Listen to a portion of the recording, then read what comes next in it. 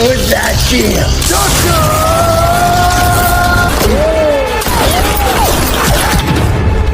Fucking bulletproof.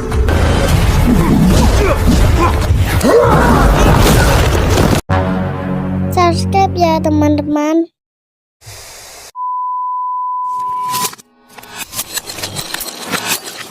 Sebuah insiden kebakaran dahsyat terjadi di beberapa wilayah yang mengakibatkan beberapa orang terpapar radiasi kimia hingga mulai bermutasi dan memiliki kekuatan super yang bervariasi. Genetic mutation. Footage of an enhanced individual. Namun, orang-orang ini malah menggunakan kekuatannya untuk melakukan kejahatan. Kill all suits. Supervillain The Low. Pada suatu malam di tempat parkir, sekelompok preman terlihat sedang menginterogasi salah satu dari anggota mereka yang bernama Gondes, di mana Gondes telah gagal melakukan misinya untuk membunuh seseorang bernama Payback. I'm gonna eat your... Please, I'm begging you. Namun tak disangka, tiba-tiba Payback muncul dan mulai menghabisi mereka satu persatu. Saat dia berhadapan dengan dua preman terakhir, ternyata dua orang itu memiliki kekuatan super anti peluru. Akan tetapi, akhirnya Payback berhasil menghabisi dua orang tersebut.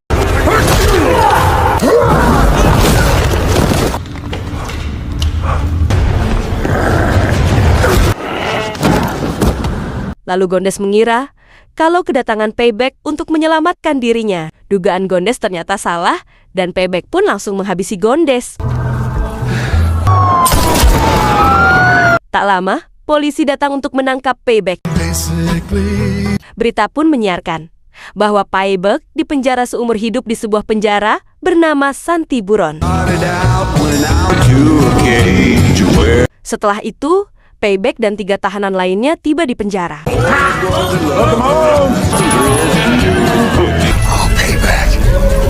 Kemudian, mereka disambut oleh Kapten Brody yang menjelaskan tentang peraturan di penjara tersebut. Back up on the line, please.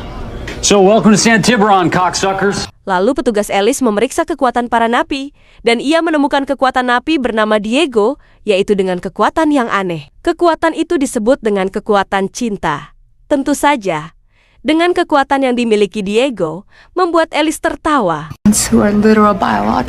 Dan saat ia memeriksa kekuatan Payback, petugas lain malah mengolok-ngolok dengan mengatakan kalau Payback pria psikopat yang sudah menghabisi 50 nyawa. Payback yang merasa marah, dia pun ingin mengajar petugas itu. Namun dengan cepat, Ellis langsung memukul Payback. Ellis pun mengatakan bahwa dia juga memiliki kekuatan super. Super strength.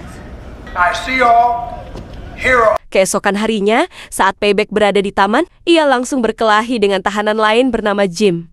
Petugas yang melihat pun hanya terdiam, seolah-olah tak terjadi apa-apa. Not so tough now. All right.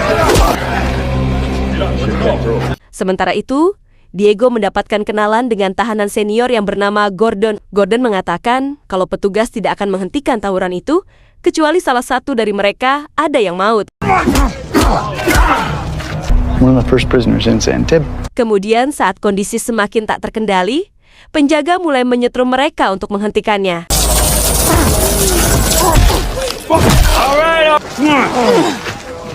Setelah itu, Gordon mengajak Diego berkeliling, sambil mendongeng tentang beberapa aturan dasar di penjara. Salah satunya yaitu, jangan pernah membuat kekacauan, dan harus bisa mengatasi masalahnya sendiri tanpa meminta bantuan tahanan lain. Lalu Gordon menanyakan tentang kejahatan apa yang dilakukan oleh Diego hingga masuk di penjara. Diego pun mengatakan kalau dirinya sedang berkendara. Namun entah kenapa, tiba-tiba ia ditangkap dan dipenjara selama 5 tahun. First time. Kemudian Diego bertanya, apakah penjahat nomor 1 di dunia yang bernama Lobe benar-benar dipenjara di tempat ini? Karena dikabarkan, Lobe memiliki kekuatan yang bisa mengendalikan pikiran orang lain. Tiba-tiba Gordon berbisik, sambil menunjuk ke sel di belakang mereka yang menjadi ruang tahanan Lobe. Gordon pun mengatakan, jangan pernah mengganggu atau membuat masalah dengan Lobe. Sementara itu, Lobe dibawa ke ruangan gelap, yaitu sebuah ruangan sidang pembebasan bersyarat. Dan hari ini adalah hari keempat kalinya ia mengajukan permohonan pembebasan bersyarat. Namun sayangnya, permohonan itu selalu ditolak. Mr. Loeb, I will not determine a possible...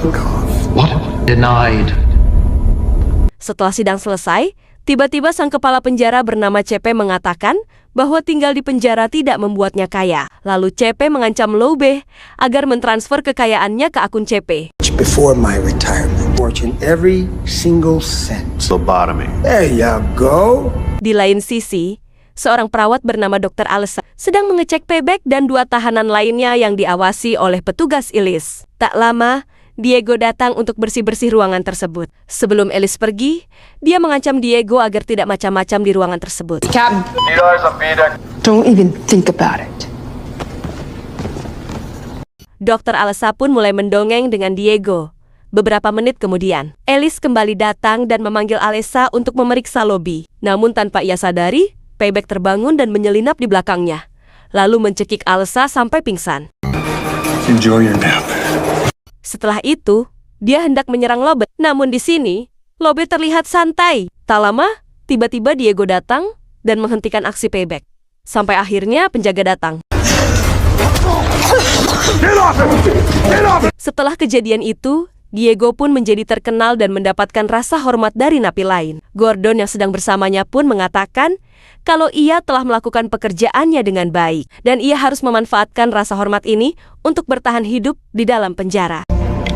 I just want to make sure it's according to your counsel. Thank you. Beberapa saat kemudian, mutan bernama Darius yang berprofesi sebagai penjaga pribadi Lope menghampiri mereka dan mengatakan bahwa Lope ingin berbicara dengan Diego. Setelah bertemu, Lope mengatakan terima kasih kepada Diego karena ada di pihaknya. Lope juga mengatakan bahwa ia akan aman selama dekat dengannya. Lope juga menambahkan dia berjanji akan mengeluarkan Diego jika rencananya selesai. Meskipun Diego sempat tergoda, tapi dia masih ragu dan akan berpikir dulu. Very good to my friends. That'll be all. Owed me? Di lain sisi, asisten Cepe bernama Felicia mengatakan bahwa ia ingin menjadi pengawas berikutnya. Namun Cepe justru mengatakan, jika ingin menjadi pengawas, maka harus punya keberanian yang kejam dan berwibawa. Kemudian Cepe menunjukkan 2 surat yang berbeda. Salah satunya yaitu surat rekomendasi sebagai calon pengawas berikutnya. Sedangkan surat satunya berisikan tentang semua pelanggaran Felicia, jadi bagaimanapun Felicia bertindak, akan menentukan surat mana yang akan diserahkan ke jabatan tinggi tersebut. Golden years pushing papers. You get the picture, right? Absolutely. Keesokan harinya, Gordon menjalani sidang pembebasan bersyarat. Dengan menunjukkan perilaku terbaiknya, Gordon mulai mencoba meyakinkan kalau dirinya telah berubah. Tapi saat pewawancara memancingnya, Gordon mulai tertipu dan mengeluarkan kata-kata tak sopannya. Just gotta find your place in it. To care about their community. Said I exist. Karena sikapnya itu, pembebasan bersyarat Gordon pun ditolak. That's very moving. Setelah itu, Diego menemui Gordon dan menanyakan apa yang sudah terjadi. Tapi Gordon menjawab dengan sesingkat mungkin. Tak lama, Darius melewati meja mereka dan meletakkan sebuah garpu yang rusak. Lalu Gordon menggunakan garpu itu untuk membuka kunci pada gelang kakinya, yang menahan kekuatan para napi di penjara.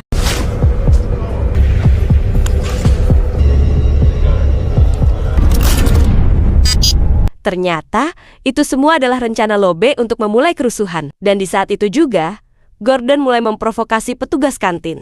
With the little bag. Yeah, you. Petugas yang melihat gelang pada kaki Gordon terlepas, dia pun memanggil bantuan. Lalu Gordon mengeluarkan kekuatan listriknya dan menyerang petugas hingga maut. Look at that shield. Gordon, what the hell, man? Kerusuhan itu pun menjadi sinyal bagi Jim dan anak buahnya agar mulai melakukan perlawanan. Sementara itu, Lobe tetap santuy di ruangan selnya. Tak lama, keadaan pun kembali normal. Ketika para petugas tahu kalau Gordon sudah mendapatkan kekuatannya lagi, mereka pun mulai melakukan pencarian di seluruh penjara. Bob is dead. I repeat, Bob is dead. Total sabotage. This is bullshit. Are you kidding me? On the other hand, there is a bodyguard coming for you. Sedangkan Gordon kini berdiri di klinik dan tiba-tiba Ellis muncul lalu melaporkan kepada Cepe bahwa ia menemukan Gordon. Lalu Cepe pun menyuruh Ailis untuk menghabisi Gordon. Finish the job. Devlin, I can't do that. Dan Alice dengan brutal memukuli Gordon hingga maut. Close your eyes.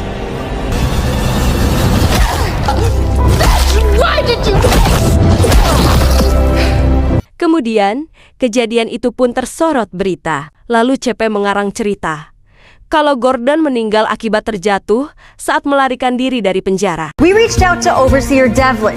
Syndrome since the pulse.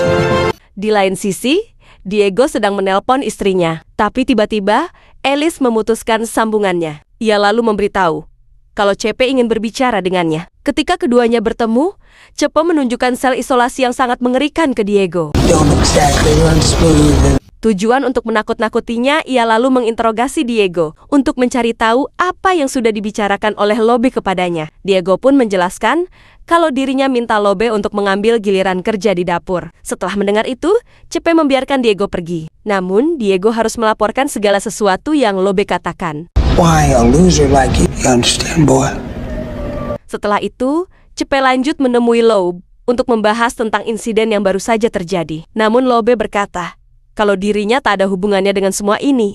Just wanted to check on my guest. It's been dreadful. Lalu CP yang semakin kesal, ia mengingatkan kepada Lobe tentang kesepakatan mereka. Jika tidak berkomitmen, maka ia akan memasukkan Lobe ke penjara isolasi yang sangat ekstrim. Namun di sini, Lobe terlihat tenang dan Lobe pun berjanji kalau CP pasti akan mendapatkan uangnya pada hari pensiunnya. Namun dengan syarat, ia harus memberikan kata sandi penjara. CP pun dengan senang hati memberikan kata sandi itu. A day, the Wi-Fi password. Need one more thing from you. Wi-Fi password. Hashtag 69. That's asshole.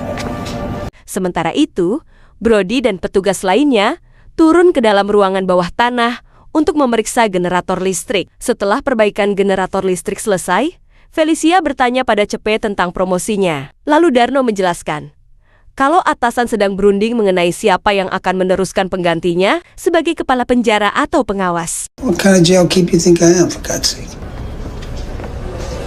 Di hari berikutnya, Diego menemui Lobe untuk menyatakan tentang dirinya yang bisa membebaskan dari penjara. Lalu Lobe hanya menjawab kalau Diego hanya perlu bersantai hingga hari Jumat nanti, Lobe pasti akan membebaskannya. What do you want with me? We're done. What? And ask the right. Can you get me out of here or not? Sit tight until Friday. Keesokan harinya, Felicia menemui CP dan meminta penjelasan tentang email yang diterimanya. Bahwa Brody, sebagai penerus pengawas berikutnya, CP pun menjelaskan bahwa itu semua adalah keputusan Dewan dan tak ada sangkut pautnya dengan dirinya. Been here the longest. It runs itself. Huh. It's honest competition. Akhirnya, hari pensiun CP pun tiba, dan kini Brody menjadi penerusnya. Felicia yang mendengar itu pun nampak sangat kecewa. Recommend that you hang on to Felicia. Miss Johnson and Mr. Brody. Paperwork's in the pipeline. Setelah itu, CP menemui Lobe untuk menagih uangnya dan memberikan tabletnya kepada Lobe untuk mentransferkan semua uangnya. Shall we? Everything. I'll make sure you're all comfy. Alih-alih mentransfer uangnya, Lobe malah meretas sistem penjara yang membuat kerusuhan besar dan pertahanan mulai bebas. Sehingga para tahanan bisa menggunakan kekuatannya. What are they doing? Handle it, Morales. It's not. The wages of sin is death.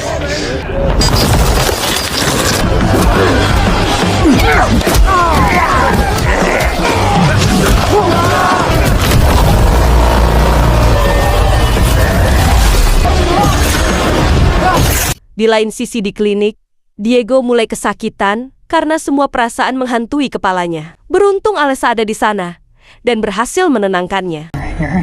Kemudian, Felicia memberitahu kepada CP tentang situasi yang sedang terjadi. Dan saat CP hendak keluar, ia malah terkunci di dalam sel bersama Lobe. Stressed? Kerusuhan pun semakin membrutal. Dan disitulah, Payback dan Jim mulai melanjutkan perkelahian.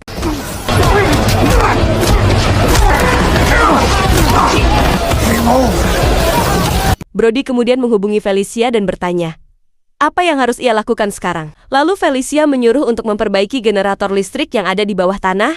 Tanpa pikir panjang, Brody pun langsung pergi ke bawah. Namun tak disangka, Jim melihatnya dan mengikuti Brody. Brody yang mulai tersadar ada yang mengikutinya, ia pun segera kabur. Namun usahanya gagal, dan mau tak mau, ia harus menghadapi Jim.